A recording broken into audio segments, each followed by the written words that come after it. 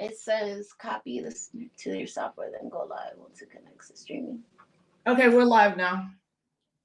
Ready? Hey. Hey. What's up, everybody? First, I want to thank everybody for really encouraging me to do this show. I've been wanting to do it for a long time. Where, first of all, hi, I'm Rosa Clemene. The name of the show is Hola. Stop Our Blackness. Hola, ¿cómo está? So the purpose for why I wanted to do this show is I've been doing work on Afro-Black-Latinx identity for almost 30 years.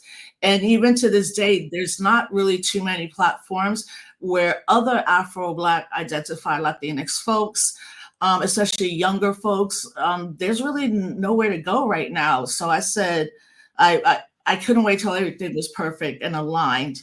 So I just said, let's do it. And this show is to specifically, every week you're going to see Afro-Black Latinx people. Sometimes we may have some Latinx allies who are not Afro-Black identified, but we need it, and to see a younger generation in the last, I would say 8 years, and we're seeing an explosion. But what I will say is that when we talk about Afro-Black Latinx identity, I'm not talking about the food that we eat that's the same, or the drum, or I'm not focused on that, because I think a lot of times that is the focus, as opposed to focusing on us who identify this way, but also because we are in line with the Black radical tradition. Right. And this is not a show about colorism. I would, really engage, fam, Dr. Yawa Blay, who is the expert on colorism. And I'm going to have her on in the future. But tonight, so dope to start this show with Melissa DuPrey. Hey, girl. Oh, my God. I'm honored. I'm beyond honored. You are truly one of the luminaries for us. And when I say us, I mean like the collective young Black radicals out of Puerto Rico who represent the diaspora. And so just to have someone who really does unapologetically lead the way there, with so many amazing, incredible young people behind it, and aware, like we have this awareness now, and we got to stop denying it. It's very much out front and center. And I love that you're so unapologetic about it, and that I get to even say, I was like, this is what I was talking about yesterday. Check out this live. And like, you're steadfast in it. And it's very often dangerous, critical work that you do, because we can risk everything by not going into these normalities. And so I just want to say thank you for being a voice for us, and really starting a whole bunch of movements that you weren't even aware of. So thank you for what. Thank you. And of course, we're in some crazy, crazy times. And I also believe it's critically important that we continue to push specifically how we can identify on the census or any type of, forms like that, because we are not counted. So when we're not counted, we don't have the demographic information that will also lead to, how are we as Afro-Latinos in this country? Where are we when it comes to education, or working class people, or, even the anti-Blackness from some of those in our family, in our community? I mean, definitely challenging that. And I'm just so happy because I've seen all the work that you've done. Like I was telling you, I'm a Grey's Anatomy, like everything. Me too. And this new show, so How to Die. So fam, if you have not watched this show, it's so good, so well written. Like, who would have ever thought of having a show where you're focusing in an airport and the folks that work in that airport, which I think is brilliant as well. So let me tell you a little bit about our guest tonight. Melissa DuPrey is a multidisciplinary performer, comic, educator, producer, musician, and playwright, rooted in the Puerto Rican community of Humboldt Park, Chicago. She is a critically acclaimed solo artist whose self-produced work spans over a decade. Her 5 full-length solo plays highlights the intersections of diasporic Blackness. I love that. Queerness, healing, liberation, and sexuality, DuPrey is also a community organizer, spiritualist who launched the Good Grief Project in 2020, an extension of the social justice. Wait, sorry, folks. I should have printed this. I should have my reading glasses out. I know. I am wrong. DuPrey's full-length play Brujaha was digitized as a film by the Urban Theater Company for its world premiere in 2021. She is also a seasoned stand-up comic, which I didn't know until you said it, of 12 years who has performed in Chicago, New York, New Jersey, Philadelphia, and Los Angeles. She's a regular MC of the Fly Honey Show, the Latinx Festival at Navy Pier, was most recently seen as Tamika, a recurring character on How to Die Alone. Dr. Sarah Ortiz for 2 seasons on Grey's Anatomy and on Empire. She has guest starred on The Resident Fox, Chicago PD, and The Chi. Now I have to watch all these new shows. Her theater credits include works at the Alto Vista, Court Theater, the Goodman Theater, Steppenwolf, Free Street Theater, Urban Theater Company, Victory Gardens, the Greenhouse Theater, Oracle Theater, and Teatro Luna. She's an associate of Urban Theater Company, Ensemble, member Teatro Vista, Afro-Caribe, a Bombay Plena group, and DuPrey also teaches her own perform native curriculum at DePaul University, Randolph College, MFA program, and Bhagavan School for Acting. Girl, wow. It's hard out here to pay those bills. You know, the diasporic part, there's a book called Arto Schomburg, Diasporic Blackness. Have you seen this book? I haven't. Me too. It's part of my dissertation. I do this sometimes. I'll pull it out because I think this is probably, well, there's not too many books on Schomburg. Oh, you have the hardcover. I have the Yeah. I'm like, I got it. Like, que chulería, me encanta, me encanta. What a pioneer, and what a pioneer, what a scholar. And I think that, you know, with Schomburg, there's so much to be said about how we are archived and how we are documented, especially as Black bodies, that we get to go back to his work time and time again, and that he actually pioneered this work, because Melissa, they would have forgotten histories. Now my printer wants to work. Yeah. What were you trying to? Oh, the bio. You were trying to put the bio. Yeah. Now I want to work. I turn it off. Go ahead. You were talking about Schomburg and you know, how he has also informed and inspired you. Right. Well, I mean, I got introduced to Schomburg when, you know, it was roughly after I read War Against Puerto Ricans, and just dove into all of our scholarly work, even going, you know, I had met Doctora Marta Morena Vega, and I'd met her in Harlem in a chat, in a room at the Cultural Center, where we were talking about what it means to be Black in our Caribbean culture. And we were also talking about spiritualism. I'm 8 years initiated in the practice of Lukumi, and she's a Santera. And so we're constantly talking about how many of our intersections have to be left behind at any given time. And what I love about the scholarly work that Schomburg has done, that Doctora Vega has done, even going back into Dr. Pedro Albizu Campos, the work of the archive is to continue to document how our Black bodies has existed over time. And because of our Latinidad, it continues to be marginalized even within the margins. And so, you know, Schomburg for me is one of those pioneers where, thank God, they've gone through the work and actually traced back through time where we have existed, or else we would have been completely erased. And our history would continue to only start at slavery. Yeah. You know, so just because I see Matt, people just joined us again. This show is Can't Stop Our Blackness. That's the name of my dissertation. As I was talking to Melissa before we came on, it's been so great to see an explosion of specifically work that you dedicate yourself to. You know, one of my friends is like, Rosie, you haven't been doing this for like 1 or 2 years. You've been doing it for 25. And he's like, there's young people that are growing up reading your work, Yeah. kind of thing. And that for me is incredible. But as I also said, there's enough people talking about identity issues around cultural stuff, hair, colorism, food, and those kind of things. They're not important. But what I'm saying is, like, if now someone's saying to me, I'm Afro-Black, Latinx, I then go, what are your politics? Right. Like, do you want Puerto Rico to be a state? You do? Sorry, afuera. You know what I'm saying? That's not, no, and that nuance of just because, as they say in the larger African American community, like all kinfolk. All kinfolk ain't kinfolk. Exactly. So I want to start from the beginning. So you're born and raised in Chicago.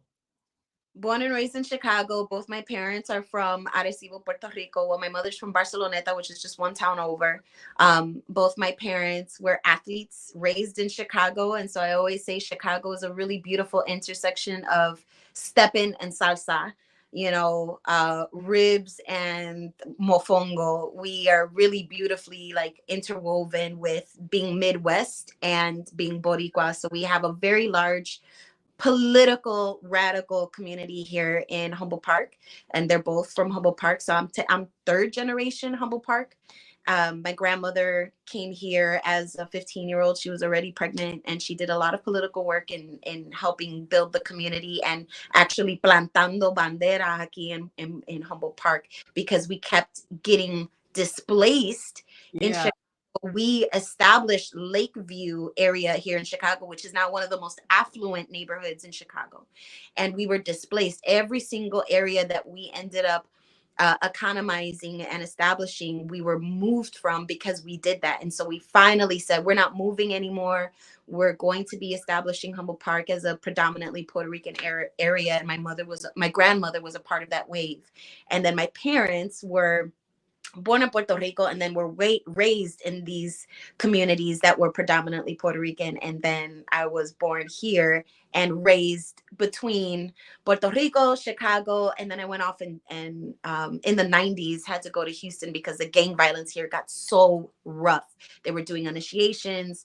It was at the height of, between 88 and 95. That was the time where I was a very, a young person and being caught in the crosshairs of a lot of the street gang violence. And so that's why I went to Houston and did schooling. And then I had to split my time between Chicago and Houston a lot. And as soon as I got my performance degree from Houston, I brought my happy ass back to Chicago and I said, I want to work, because I was not going to find work as a Shakespearean actress looking the way that I do, because in the South, it's a Neapolitan system. You're either Black, white, or Mexican.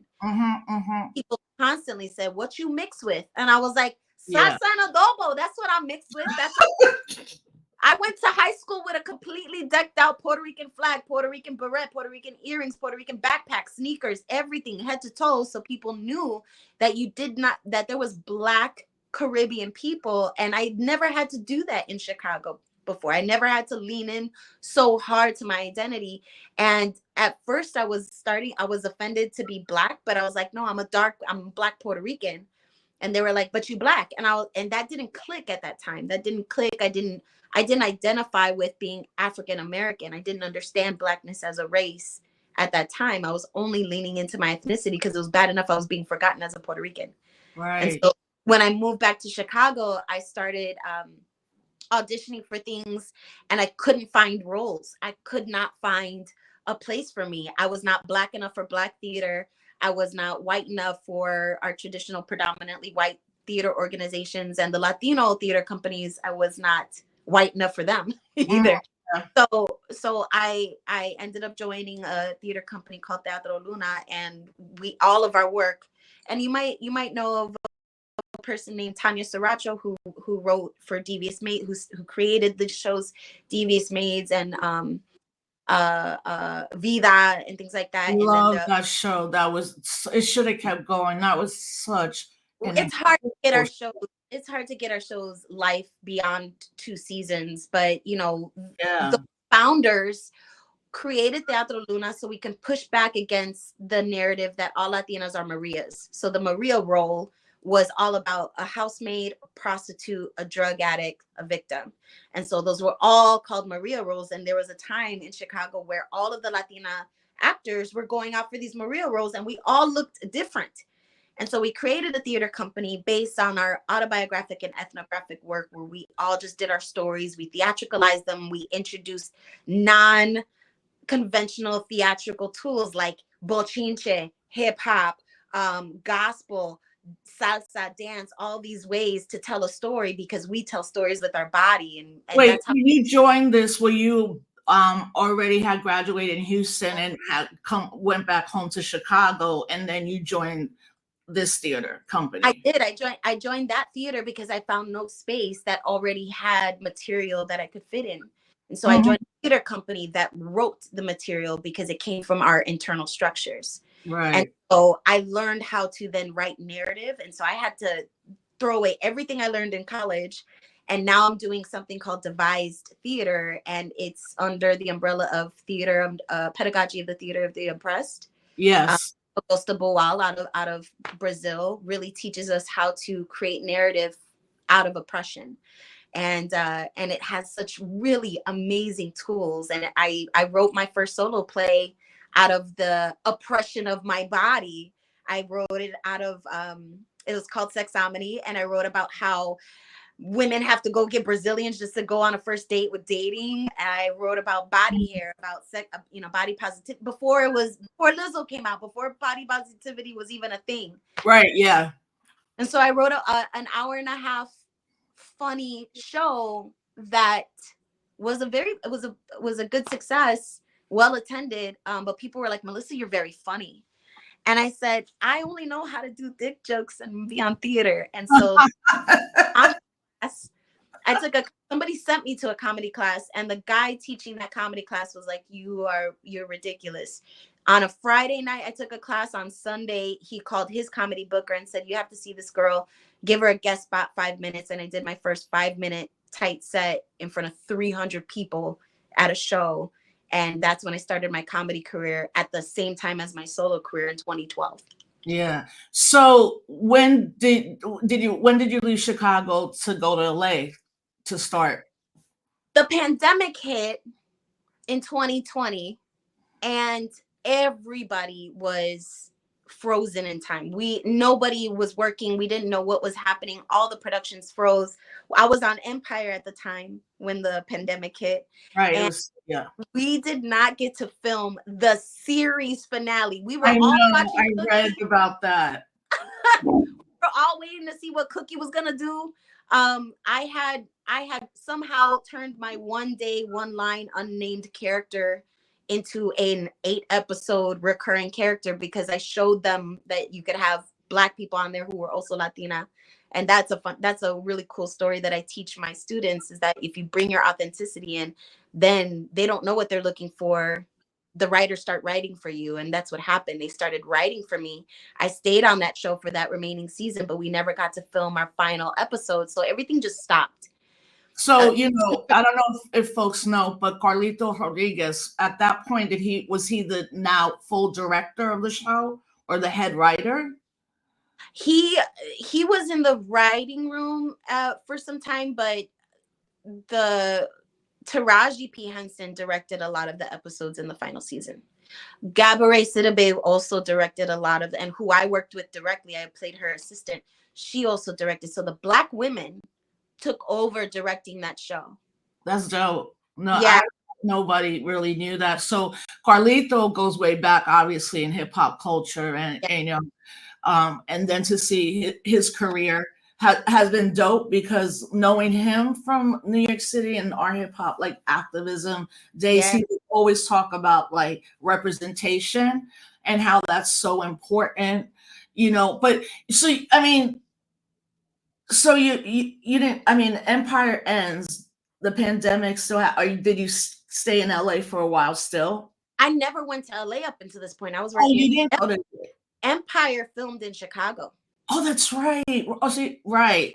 Empire filmed in Chicago, and I finally got it. Everybody I had known had gotten it, and finally on the 8th season, after Jussie Smollett, incident here, I finally got it. And so then the pandemic hit, everything froze. So around August, September, that's when auditions started coming back in and self tapes, and no one went into an office. Everybody just taped it like this, like I'm talking to you here. Yeah. This is what the audition process got. And I got the Grey's Anatomy audition in my inbox. I don't know how I got it, because they do not, you have to be a local hire. You have to be in LA in order to audition for these shows. They don't pay for you to fly out. They don't pay for you to be there. You have to be an LA person. Got it. I truly believe that my mother and I, who watched from day one Grey's Anatomy and then Private Practice, we watched every single Thursday Shondalandia, and that was our date for years, all the way up until college. My mother passed away 8 years ago. Mm. And when she passed away, I couldn't bear to watch the show anymore. Right. I couldn't. There was no way. And then somehow I got this audition. And then somehow I sent the tape on a Wednesday night. I got booked Friday. No callback, no director session, no can we see you live. I got booked for the job. I was on set on Monday after having packed my car and drove from Chicago to LA in like 20 hours. Oh, that's a great story. My mother, your mom, you know, her ways up in the spiritual world were like, girl, I'm about to give you a good present right now.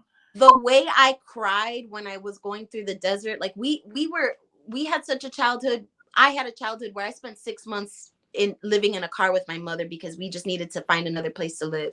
And she loved driving through the desert. She loved driving through the mountains. When I was in the mountains, I felt my mother's spirit saying, I'm going to take you here. And she opened those doors, and I got on set, and the first person I see in hair and makeup is Dr. Bailey. And I was like, no way, Dr. Bailey, oh my God. And I'm losing my mind. She's so amazing. And then, you know, the next thing I see is the chief. And I was like, oh my God, the chief is right here. And I'm flipping out because I'm such a huge fan of the show. And I do not believe that I've gotten this. And I'm a new intern, and it's COVID, right? And so season 17 is all about COVID. And all of the masks that we're missing in the entire United States, all the N95s are on the fucking Grey's Anatomy set. They're right here. And it's just so perplexing. And the very first scene that we're shooting, Kevin McKidd, who plays Dr. Owen, is directing the episode. And he was like, you know, I don't know if this is the angle that I would actually do. What do you think, Debbie Allen? And I'm like, oh, Debbie Allen was behind me the whole time. So it was a very surreal experience. And you never thought, you know, a Black Boricua baby from Humboldt Park would be making it on one of the greatest shows to ever grace ABC. Humboldt Park has some pretty dope Boricuas, you know, all the way to, you know, our former political prisoners. I mean, the young lords. I mean, you know, Chacha Jimenez. We got to play going on down the street right now. You know, we've done so much movement work to get him released, and now he's just walking around over here. I know.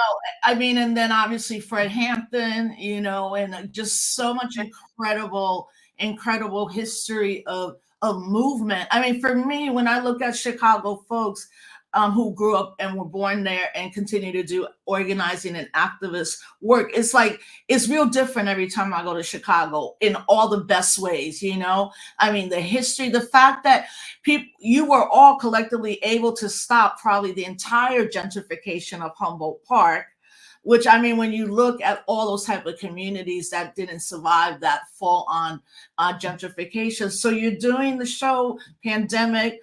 Do you have any siblings? My daddy got 3 kids from 3 different women. So those are 3 half siblings. Yeah, 3 half siblings. I have a younger sister who just got married about a month ago now. She's 2 years younger than me, but we grew up like Latina twins, to be honest. We're very, very close. But then our younger brother is 18 years younger than us. So I was 18 and he was a baby. Yeah. And so he's in Florida. My father's in Florida. My mother has transitioned by Tunu. And my sister's mother is so amazing. She raised us both together. So I have the benefit of having a second mother who really does feel like a mother. And we're very close. So my stepmom and my sister live 2 blocks away from me south. My abuela lives 4 blocks away from me north. So I am in Chicago, in my community, and in the middle of my family. They're all here. So like I feel like I have all of the things that I need right here. Yeah, Chicago is my second. Well, now my first, because New York City, I'm just like, yeah, that ain't happening anymore. It's, and also we have a mayor that might be going to jail and like crazy. You're right. And look, what's Ernie doing? I know You were here for the DNC, and I missed you, and I feel like we've been ships in the night in a lot. I didn't go to the DNC. You were where? No, conference when I was through the portal. The portal, yes. Yeah, and I was. Yeah, Barbara Ramsey. I was so happy to go because I hadn't been back to Chicago. And then one of my dear friends, Sense Hernandez, who's a director, camera person, he was the one that went to Puerto Rico, you know, after Puerto Rico on the map. Me and him have been tight since then. And I mean, even like going there, one of it was because I am working now with Cooperation Jackson, a self-determining organization community. And I said, Sense, we got to get a dope video of Kali Okuno. But when I went there were so many movement folks I hadn't seen since before the pandemic. And I was just like, Chicago is different. Like the energy, I love it. You know, so if I see any positions, I'm like, apply right now to Chicago. But I mean, please do. My girl Cristiana Ray Colon, we came up together writing in Teatro Luna, and both of our fathers are good friends with each other. And she's very close to Barbara Ransby, and she writes for The Shy. But she's also, you know, one of the biggest activists here in Chicago for the Let Us Breathe collective that's creating liberation spaces that reimagines worlds without policing. And so a bulk of my own, like, people know me, Melissa DuPrey, as an actor, but my work here in Chicago is around liberation. So, but it's funny because as Puerto Ricans, we often split our activism between our communities. What we do for Puerto Rican liberation feels disconnected what we're doing with Black liberation here in Chicago. And it's like, we don't understand. It's so fucking woven and interconnected. Yeah. But in Chicago, I often feel like I have to split myself, and we're not as cohesive as much as Puerto Ricans are with Palestine, as much as Black people are with Palestine, but Puerto Ricans and Black movements don't often intersect except for the spaces that we actively and intentionally create. You know what, I know I've always known that about Chicago, and then coming out of New York City, there's almost no daylight between African American, Puerto Ricans, you know, Caribbean folks. And I wonder if that, you know, also probably speaks to the decades of also political corruption in the city of Chicago. I mean, talk about, you know, I mean, so how did you become, well, obviously you grew up in it. Was there a moment where you're like, yeah, I'm going to be an activist, like that's never going to go away? Well, but just to go back to your thought real quick, here in Chicago, the reason for it is redlining. So like our city is inherently segregated, whereas in Harlem, well, not anymore. We're done. Right. Well, it's done. Black men will talk Spanish to me fluently. I was like, yo me voy a bajar los panties aquí. Like, absolutely, it's so interwoven and interconnected that Black men speak Spanish fluently, and you know, Puerto Ricans and Dominicans are inherently Black. So like there's just an overlay. Here it's definitely segregated, and we experience that through purposeful divestment and purposeful redlining that has been part of our Chicago history, yes, politically, for generations. And I have a lot of experience and a lot of history knowledge around how Puerto Ricans also buy into that their affluency and their wealth is directly tied to the police and then being racist against Black people. So there is a strong divide here. And I think that my call to action in Chicago is to continue to erase those barriers that make us believe that our struggles are not interconnected through white supremacy, oppression, and capitalism. You know what? And, it has to be purposeful because, again, once Chacha transformed the Young Lords into an organization, his comrade was Fred Hampton, and then Fred is the Rainbow Coalition, which to me makes sense why there has been purposeful, the United States not only assassinating Fred, but really playing into the tropes that particularly African American, Puerto Rican people don't have a shared history. But before I forget, I wanted to ask you, when Laquan McDonald was shot, were you in Chicago? Yes. So what did that mean for you, personally, and probably people? And then when the footage came out, because I think that was another jump start of like, they keep doing this, and this time they're not going to get away with it. So the overall messaging around that moment in our movement work was 16 shots and a cover up, right? And so it's important to frame that it was 16 shots and then a cover up, and then the intentional lack of accountability by CPD, because we had a mayor at that time who was deeply embedded and invested in keeping CPD a stronghold power against the youth.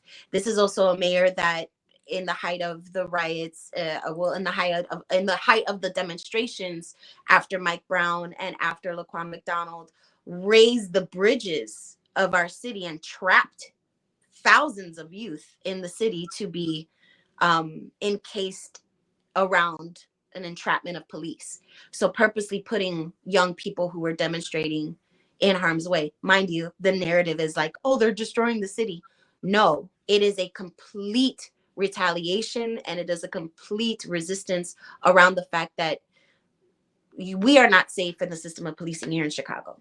And people will have the narrative all day long that Chicago is ridden with crime and it is the most crime-ridden city. No, it's the most corrupt city. It's the most divested city. It continues to be the 8th year in a row the best city to live in, but yet for whom? And it's not our Black and brown youth, because you can easily hide a city and state-sanctioned murder. We have a state-sanctioned torture facility here called Holman Square. Right. It is run by the city under budget, under the, like, it flies under the radar. It definitely is still in existence. And there are no safe spaces for Black and brown youth to exist, where Laquan McDonald can easily have been covered up as a state sanctioned murder. And I think that woke everybody up at that time as saying, oh, you all have all of the authority to hide a murder, hide an assassination of a young person. And it was out in the middle of the street. Once that video came out, everybody was enraged, and everybody understood that the insidiousness that happens within the city is part of the city's culture. Yeah, because what I always, when I think about Laquan McDonald, what I also was realizing too is that this is not like the police. It wasn't like the police were trying to, well, obviously they shot him. It just the way it went down when you see the video, it's like, wait a minute. Because all the other videos we've seen were like, either they brought a Black man down physically, or they were doing something physically to, like, George Floyd or Tyree Nichols. But this one he was straight walking in the middle of the street, sprayed right. So you can't use like, well, we detained him and then he tried to do this and we have to pull the taser out. It was a straight assassination. That mayor. But look, you went from that mayor to Lori Lightfoot. What is, like, tell me about that when being mayor and living under her, was it people truly disappointed and like, what the hell? We got this Black woman who's gay. Maybe just no. We knew she was part of the police. We knew she was an op from the start. We understood that. Not a lot of people. I mean, no one in resistance voted for Lori. What about the new mayor? The Brandon Johnson came out of the Chicago Teachers Union, and he had a lot of backing because he comes from grassroots organizing and from the Teachers Union. What's hard is that we're finding that there's a lot of hands. There's a lot of hands behind what it means to be mayor of the city of Chicago, and a lot of pressure. He has been struggling. I served on the arts and culture subcommittee for this transition. We created a document, a multifaceted, multicultural document from several different sectors of the city to help take the previous administration of Lori Lightfoot and pass it off to a person who had radical politics, who was on a platform that was going to undo some of the horrible school closures that happened under Rahm Emanuel. From the union backing and from Chicago families. We had a lot of grassroots organizations back him, and so we created a document saying this is the state of our city right now, and this is what we would like to see within the first year, within the second year, within the third year. And like many public officials, we think that they're in servitude of their constituency when they're truly in servitude of the powers that be that keep them there. And so there's a constant battle between making sure that he has the right people inside of his administration. And he does. His chief of staff is Dr. Cristina Pancioni Zayas, who is part of our community. We believe in the women that are in place, in position, that will be pipelined for to better serve our city. And so we always just think about our mayors, just like your mayor is like one chapter at a time. What can they chip off during the time that they're there? I mean, and thinking about that, we are increasingly having cities have a Black mayor, a Latino mayor, but why does it matter?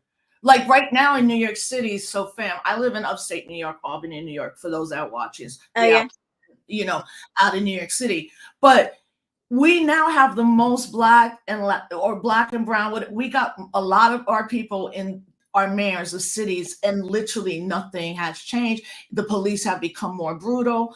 But what it is that I see is, I think Black and Latino elected officials at that level sometimes think they can get away with what white people at that level are doing. So when you look at what's going on in New York City, it's not just Adams. It's 20 people, and 2 are white women, and the rest are Black and Latino. The commissioner, of the police, like, dude, you're indicted. The chancellor of education, you're indicted. Adams, everything. And it always then will give people an excuse like, well, we let it try to be run by Black people, but this is what they did, so we're never going to vote. But I think it becomes super disappointing to, a younger generation too, thinking like, yo, we got you in here and you're worse off. And how do you negotiate when your people are the ones that are working on behalf of the system? But this is what it affirms to me, and this is what I've always said about white women. White women don't want feminism; they want to be white men, right? And so, when it comes to governments, when we have people of color putting themselves in government positions like this, it's not necessarily to deconstruct the system of governance. You're literally putting Black and brown bodies in the same power structures that were not meant to liberate anyone. And so, of course, you're going to propagate the same patterns. Of course, you're going to continue to, it's just changing race.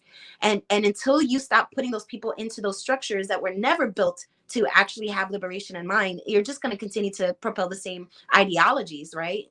In our city right now, we have the most young Black and brown people in positions of alderpersons.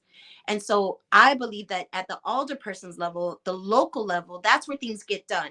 We were able to, in Chicago, to abolish the bail bond system by having in place people who were surveilling judges and monitoring judges and creating reports, which judges were marking up bails just to have bail in place, which judges were throwing out bail bonds and actually not sending young Black and brown men to jail. And so we would run reports. And then at the local election, we would use those reports as cheat sheets and start getting those judges out of office. That's dope. That's right. incredible. Chicago. You know, So like that's at the grassroots abolition work. So right now, what Chicagoans are doing is that we're keeping an eye on these older men in politics that really wanted to emulate and get up to mayor and work their way through mayor by going through alder people positions. And now we have some of the most radical, young, Black and brown, queer alder people in our district. Jessie Fuentes from the 26th ward, which is our Humboldt Park ward. She's born and raised here. She's been a radical revolutionary in Humboldt Park, helped get Oscar Lopez Rivera out for years and years of movement work. She is in our position, and she is in the alderperson position, and she is actively fighting for housing for Puerto Ricans, so that way they maintain our housing. And so there's just there's different levels of what I think positionality and their constituency and what their service is. And at the alderman, at the local level, I believe in my local government. I believe in my local government because they're the people that have the most direct impact in my life. Yeah. It's interesting because I think that's where Oakland is now too. Yeah. You know, obviously gentrified, but still, like Humboldt Park, still have a big part of, you know, that it's for the people. What does it mean for us to talk to our local, you know, elected officials? Obviously, we have national elections, but that's why, like, I've always seen Oakland and Chicago as y'all do very strategic things and y'all stay to that strategy. But did you grow up calling yourself Black Puerto Rican, or was that came when you got older because your parents, like, were you just Boricua like most of us and then got politicized? Or yeah, my Letterman jacket has Boricua Mama on it, and so I was always yeah. You were like yeah. At a younger age, the first wave of awareness for me was to say Boricua over Puerto Rican. And I instinctually knew that saying Boricua meant something different. Right. And it wasn't until later where I really understood, like, our native culture, our indigenous culture, and really claiming indigeneity and saying this is the name of my native land. I'm a Boricua. Right. And so I was identifying as Boricua first before. Melissa, because I want people watching us. So for folks that don't know, the original name of the island of Puerto Rico was Boricua. Right, that was what the indigenous name. And then so people always like, why do y'all call yourselves Boricua? And it's like, because that's who we are.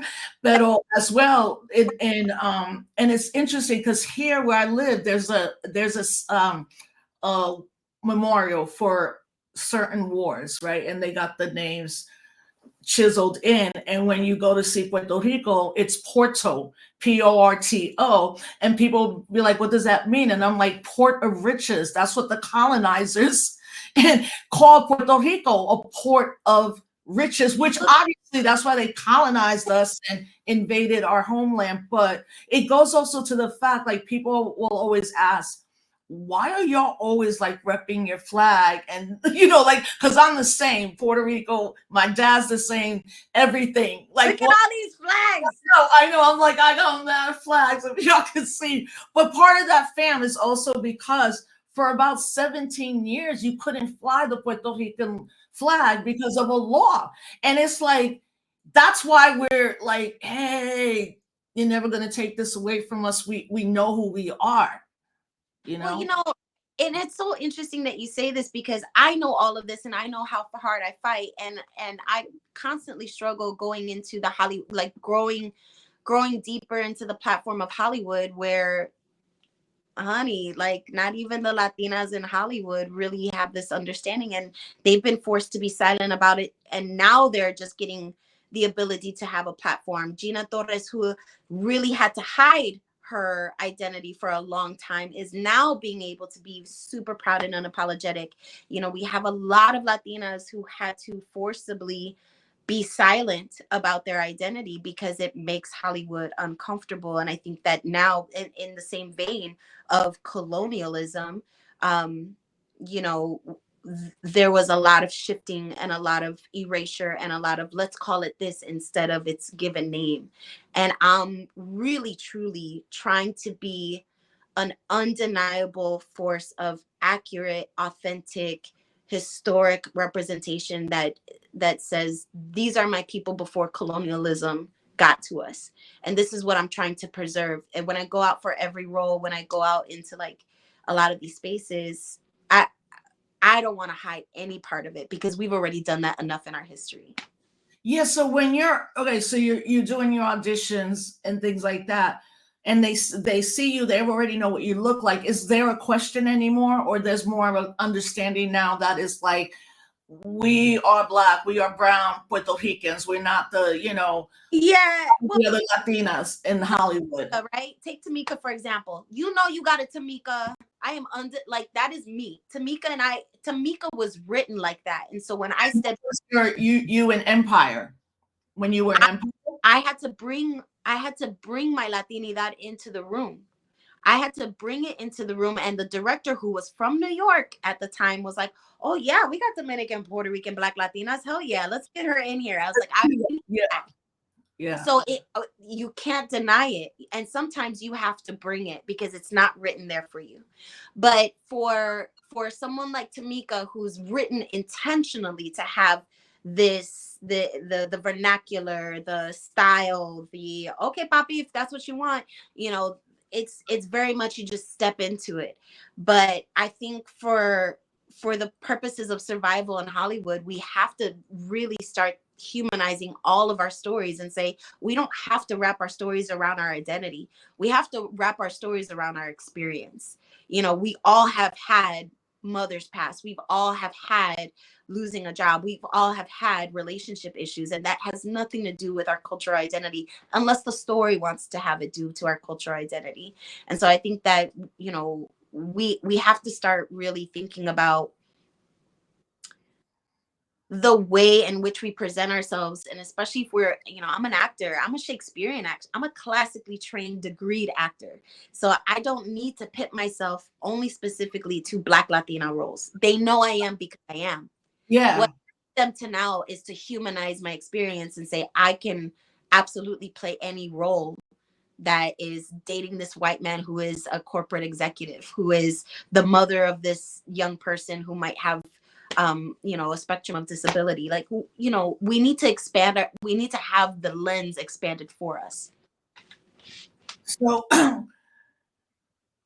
well, I want to talk about the new show you're on, but again, so you're in those spaces. Is it becoming a little bit easier, or is part of it that we like, particularly actresses like you that are like Black Puerto Rican, Black Dominican, all of that, you all are like, this is who we are. We're not explaining this anymore. Like, I love the fact that I just did a Mujeron event where me and Julissa Calderon, who was Gentified, we have the same story. We went out for roles that didn't have our culture, our experience, and we just said, this is what I'm delivering to you. And they shifted the narratives to fit us in it because they wanted us. And we were authentic and we delivered. We knew how to sell our abilities. And so we both are coming up in a world where a lot of other people walked so we can run. And we always recognize that, but we are walking into these rooms as ourselves with the ability to tell story. And the story is the most important thing. Can you tell the story? And the answer is yes. It will always be yes. But can you also make room for us? Can you make room for how we look, how we talk, how we sound, our bodies, our curves, everything about us? Because we carry it with us. We can't take our skin off. We can't take our hair off. You've got to love us the way we come. Yeah, that's dope, because now you're modeling, for younger folks that want to enter the arts at that level, that you're like, this is who I am. I'm not explaining it, but when Ariana DuBois, won the Oscar,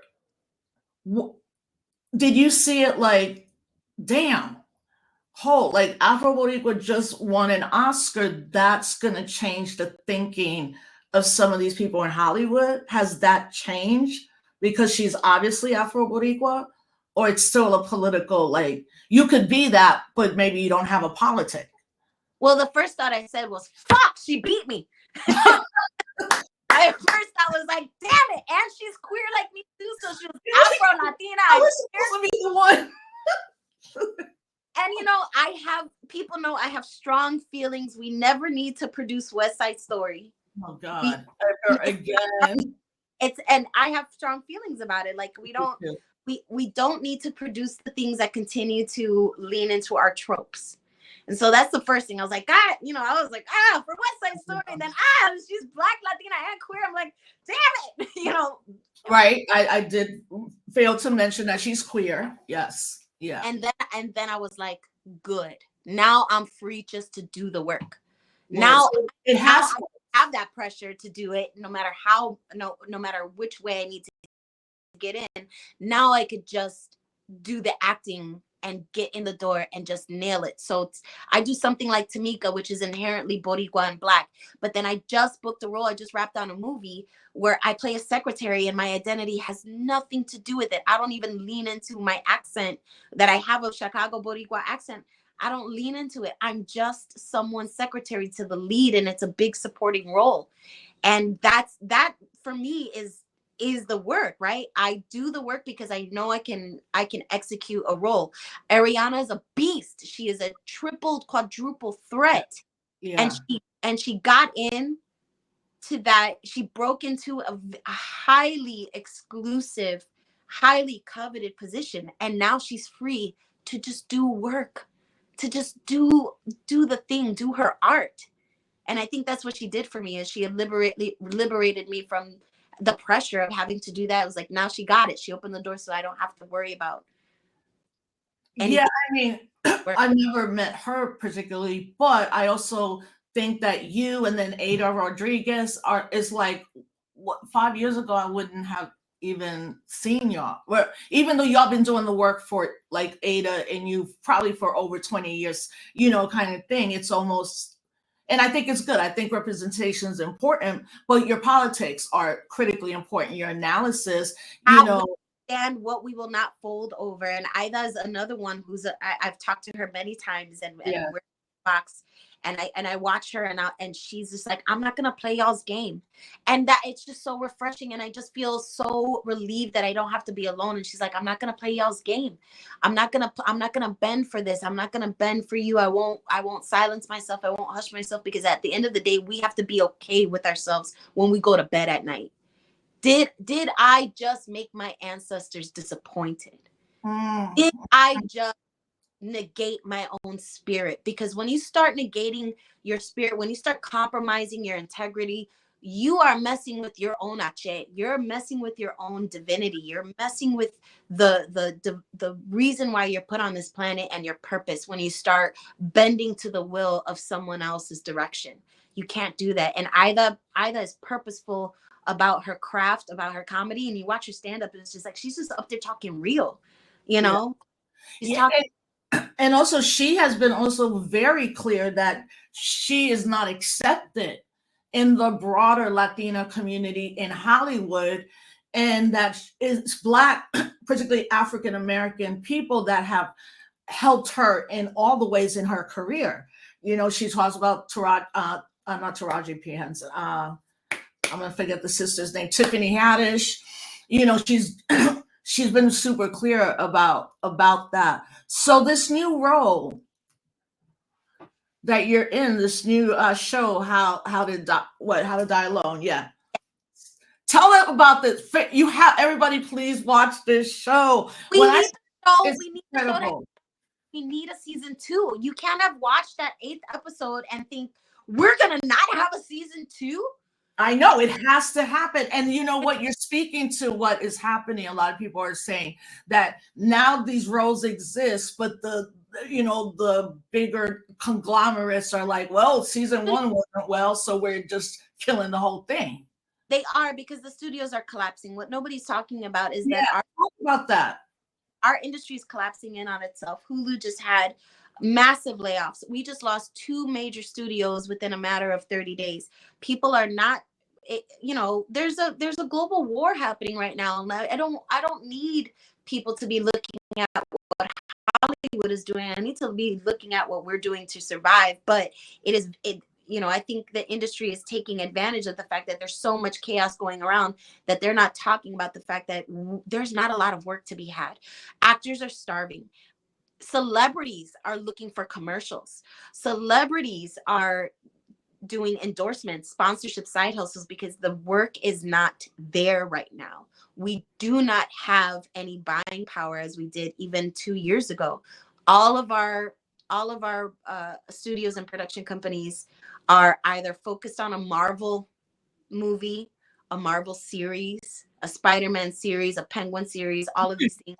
They're focusing on what is sellable. And that's what's sellable. And that's why so many filmmakers are upset that we're not making small $10 million movies. We're making $1 or $2 billion movies and expecting that to recoup and ride the wave. We've taken the art out of it. And so our whole entire industry is at such a frail position that we need shows like this that we align with. Like, I could see myself in Natasha Rothwell. She spent 8 years creating this. It took 8 years to create. There's only 8 episodes and y'all drink it up in a sitting. So we had to stagger the episodes and release them slowly. So that way the numbers have to stretch. So we have to keep telling people, if you haven't seen it, please watch it. We only get 2 months to capture the data of how we can make a case to make the show survive. A lot of our shows are canceling by an incredible rate because we binge it and leave it, and we don't talk about it. We don't pass it on, and it's a really what's it called, disposable culture now with streaming. That's you consume it in a day. It took years to make. We can't keep up. Well, I hope everybody, I mean, what I find great is it's not about drug addiction, being a maid. I'm like, it's so different than anything I've seen, and that everybody in it is people of color, as well.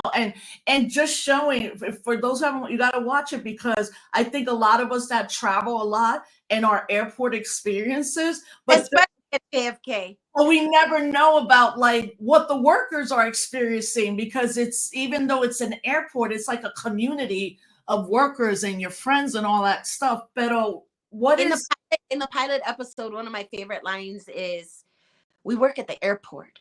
We're invisible to everybody."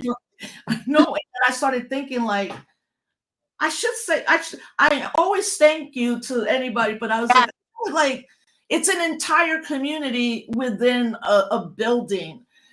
The show is for people, and I will say it, about the show itself. The show is for people who can recognize when they've been doing their own work. Like, you can tell Natasha really has sat with her therapist and called herself out on her stuff and saying, what is keeping me from living my best life? And I think a lot of people who are now in the modality of self-awareness and therapy and having girlfriends and guy friends who are helping hold each other accountable, you're gonna see those relationships in this series, because that's where we are right now in our collective consciousness. We are working on ourselves, and we're saying, you know what, I don't need to find someone else to save me. I got to figure out how to save myself. I have to learn how to be the love of my life.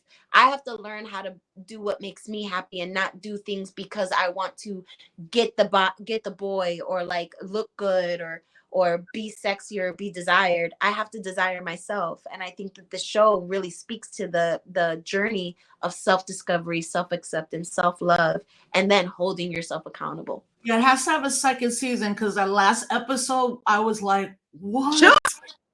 I was like, all right. So this is, as we begin to wrap up, I want to pivot back to the politics. So, of course, like, we all are seeing this horrific annihilation in Gaza, wondering, of course, your thoughts, because I've been feeling like completely useless and helpless, right? Like it's thousands of miles away, but yeah. What are your thoughts? How about what's happening? So, what really has struck me is that it's been a whole year. I know. it, the fact that it has been a whole entire year's worth of genocide, and the way that I have felt as a young person being for, like, is embedded in our history, that we learn about the Holocaust, and that what we said that we would never let happen again. And the way that I have always felt reading about it, and how I said I would never, what would I have done in those positions? And now that we can see it happening in our face, I have no idea how we got here as a society, as a people, where we can only do so much from this side of the camera, right? We're demonstrating, we're filling the streets in massive amount of numbers. We are collectively saying ceasefire. We are screaming into an abyss as a people. The entire United States actually came out, you know, globally. There are countries globally who have demonstrated and said we need to have a ceasefire, and billions of it's the amount of people calling for a ceasefire, and not having not one, either UN or US government or global entity being able to put a stop to this, is beyond me. I'm flabbergasted. And what I'm now seeing is the way that Israel has been retaliated and retaliating other countries, and what has been sparking in Lebanon, and what has been sparking in Iran, and kind of like the negotiating standards of where US would intervene, as long as they don't touch the gas, as long as they don't mess with the oil. Yeah, that's literally what it's coming down to. Right. It makes me want to open up a shack in Belize and live there and be there forever and never. As a Puerto Rican, as a colonized person, as a attached to colonialism, I already am ashamed of being a part of the United States as an American, right? I already have shame in that. The entire Self-American when you identify? I don't think so. But do you? Okay, yeah, like, we don't do that. My citizenship is United States. Right. But you know, there's sometimes I'll go to like more of a high fidelity Latino event, and they'll be like, I'm a Puerto Rican American. I'm like, that's implied because you were born a citizen. And you have to say that. One of these kind of Latino gala thing, which I don't even know how I got invited to talk to it. It was, but I'm sorry, I didn't want to cut you off. They're not our people, but yeah. My personal politics right now, it being at the table, is that I recently, you know, all I can do is stuff like this. If you see these QR codes around New York City, please scan them. These are poems written by Castro. Nice. But what is that, like a pin, and then the QR code is there? Pin, and you'll see stickers and lawn signs and QR codes that talk about not losing your ability to fight back against colonialism and occupation. Where do you get that? It just happens in New York? Like, they're all over. They're here in Chicago. Yeah. They're online. These are QR codes that leads to a poem. I voiced the poem written by. Wait, so you can get it online? Yeah. You're gonna go to exorcism. You could just Google exorcism equals liberation. Exorcism liberation. And these are a collection of poems written by Yanira Castro, who is doing like this massive public intervention thing. You know what? I'm only laughing because of this, because I can't wait to tell my sister, because my sister's name is Janita Castro. I know you tagged her, and I was just like, that's my sister. And you know, when you look at the name Janita, and I'm like, there's another Janita, and my sister's like, I think there's two, but the married name is Castro. I can't wait to tell her. Like, I added her. It was just like, oh, is this Yanita's personal page? And it's not. It's your sister. So yeah. So that's funny. But this amazing poet is trying to fight through the noise, where like our governments are trying to distract us from our actual power. And I think our society is a complete distraction from our actual power. And what Gaza has kind of stuck with me as an artist and an activist is that the feeling of powerlessness is the actual effective tool of the government. They wanted us to feel this way. They wanted us to forget that we have all of this power. And for us, it's a matter of how much more do we want to take? How much more are we complicit, and how much more are we allowing, just because there's an election coming up, just because eggs are $7, just because gas is up, just because Love is Blind is on, like, there's a lot of distractions here. And I put this back on us. How much more do we want to take? I do kind of agree with that, but also, right, like the United States is the imperialist person all around the world. Like right now, this dude Netanyahu, or whatever, I always say his name wrong anyway. He's a psychopath narcissist, and so they finally found who they were looking for, that leader. They executed him at Hezbollah. And yes, and then después, I think people thought he's like, oh, we got everybody who did this. They're going to stop. And his thing was, we're not going to stop. We're going to not stop till all of Hamas is done, which implies, again, Palestine's already a younger population. You've done something. You've destroyed, annihilated, and everything. He was never going to stop. He had no intention of stopping. And he's already a war criminal. So he's like, well, we're going to go harder now. Nothing should ever be, this land should never be Palestinian. It was never about the hostages. It was right. It was always about occupation. It was always about Zionism. It was always about land reclamation by any means necessary. And people should really start to understand that by now, by seeing that getting the leader of Hezbollah was never the end and never the problem. And he made all of those excuses and fed the U.S. a narrative that say we have the right to defend ourselves, and that's what our current Democratic runner is basing it off of. And it was never about that. And if you think that they have a right to defend ourselves, you don't think that people have a right to live, to not be bombed in a school, to not be bombed in a church, to not have a hospital be set on fire. It's insane. It's insanity, and we're watching it. And I do feel powerless. I absolutely feel powerless. Yeah. And I'm it's and that's the whole thing. How can we stop it? Like, obviously people are on the streets and all of that, but you're talking about the United States government making a clear, like, no matter what he does, we're going to go in.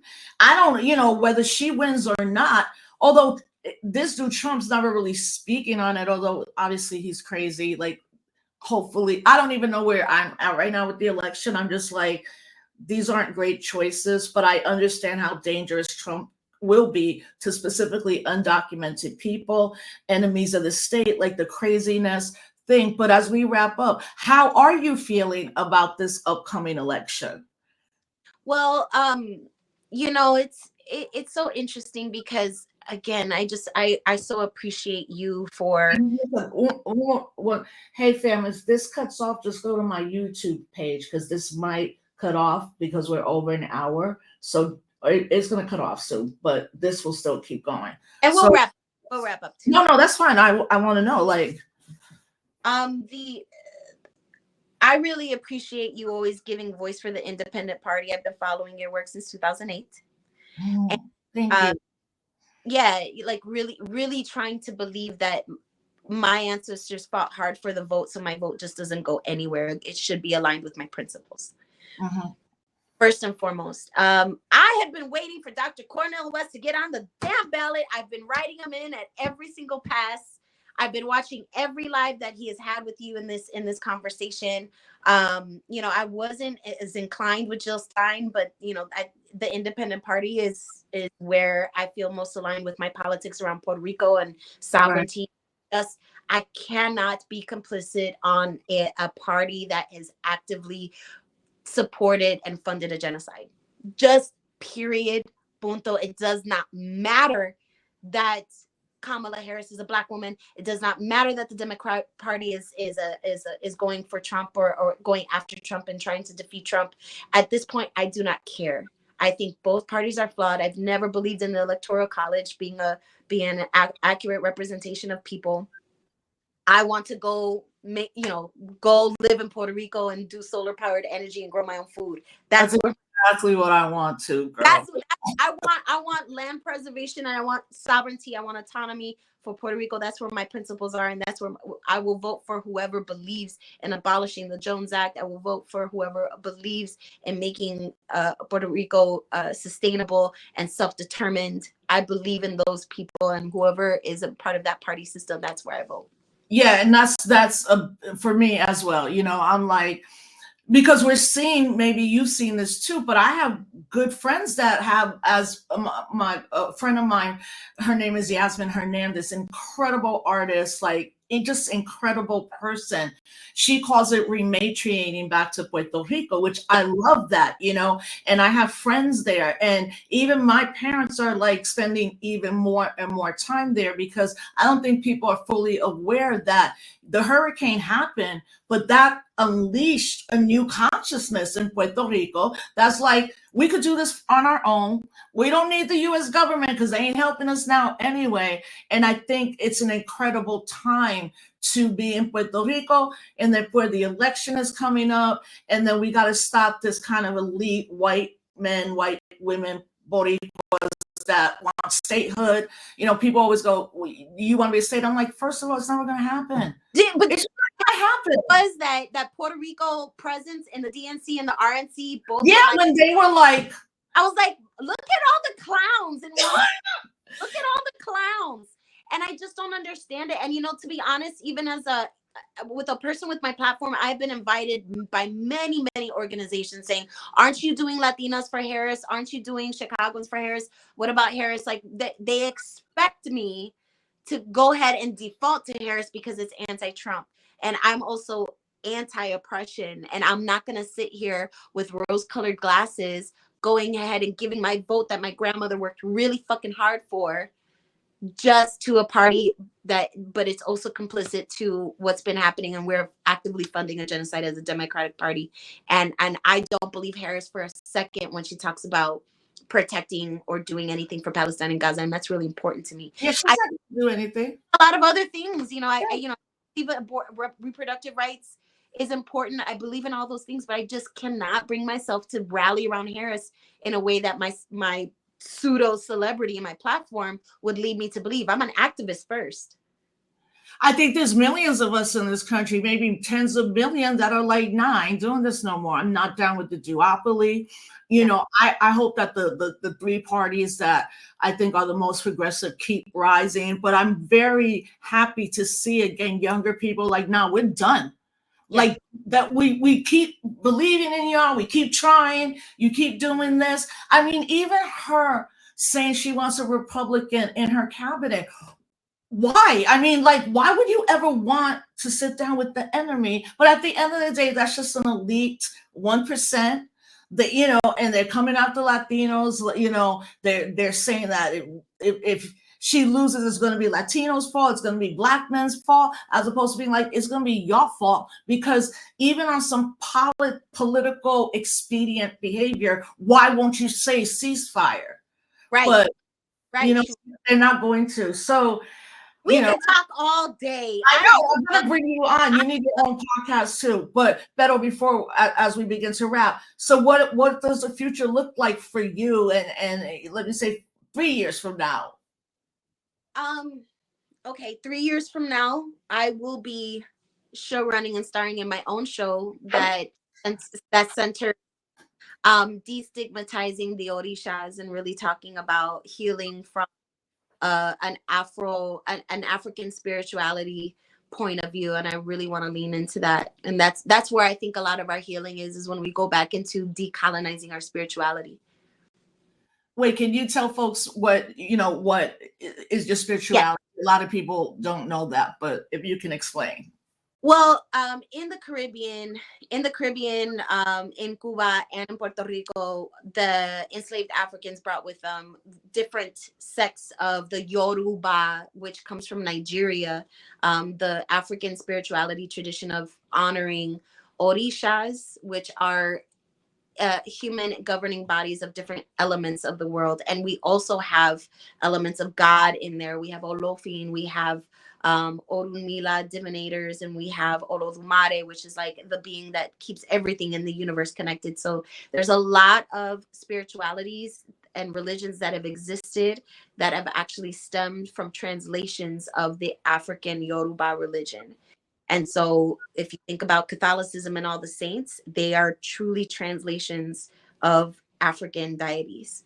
And so I as a person who's actively decolonizing almost everything in my life, I have gone into the Yoruba tradition as a priestess. I've initiated, and I really feel like our divinity revolves around how much we're willing to recognize and accept our true calling and our true like roots through Africa and through that spirituality. And it really does open up a lot of morality, right? Like it recognizes are humans, and they're not these they're not trying to emulate Christ.